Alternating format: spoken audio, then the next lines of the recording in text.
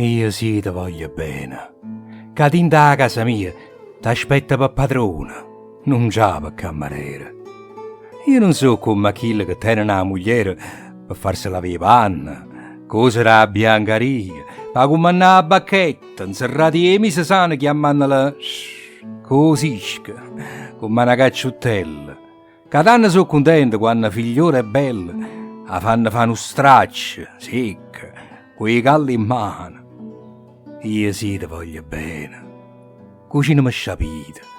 Rau pigliata sotto, brora senza mazzetta, che fa? Se è senza sale da pensi chi ci lo mette. Perché?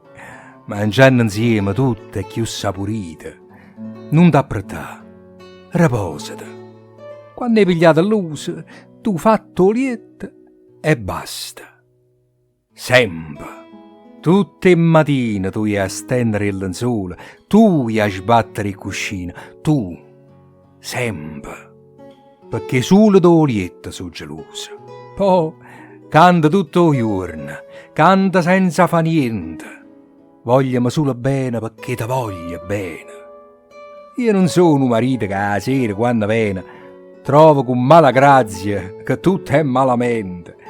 Io voglio appena trasa contarti tale e quale quello che mi è successo, quello che ho passato, l'amico che ho visto, quando è che ho buscato, se uno mi ha fatto bene, nata mi ha fatto male.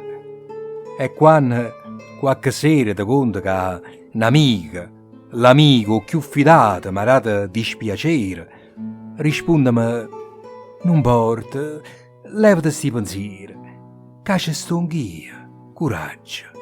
Confidati conmigo. Dimmi tutte le parole che mi può dire più belle. Basami in fronte. Astregnami come un figlio in braccia. Stonami. Addubbachiami. Passandomi per faccia sti belli manatoia. Cenere sfusatella. Io, come che sto luogo succede tutte le sere, l'amici miei sono tanti i cristiani. Non t'appretà, riposata. Fammi trovare sti mani, cenere sfusatella, sempre così cenere.